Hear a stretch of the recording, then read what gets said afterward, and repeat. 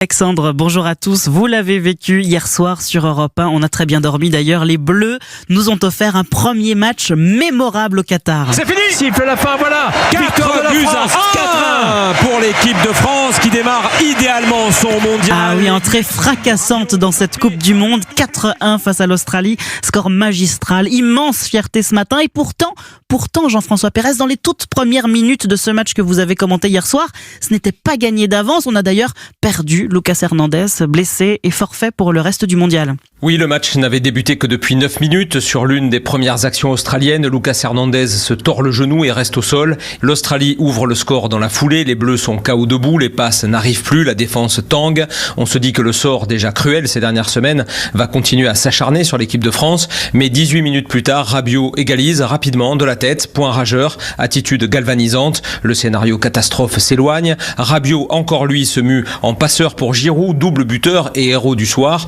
Mbappé, il va aussi de sa tête gagnante. 4-1 au final. Les champions du monde en titre ont du talent, on le savait, mais aussi beaucoup de caractère. Didier Deschamps a apprécié la réaction de ses joueurs. Beaucoup de fierté par rapport à ce groupe qui a pris ce match au sérieux. C'est important, toujours le premier match, il n'est pas décisif, mais il est important. Et c'est ainsi que les Bleus, après cette entame terrible, ont surclassé l'Australie et pris d'entrée la tête de leur groupe. Samedi, la France retrouvera les Danois, accrochés à la surprise générale par la Tunisie, avec un joueur de moins certes, mais en morale de vainqueur.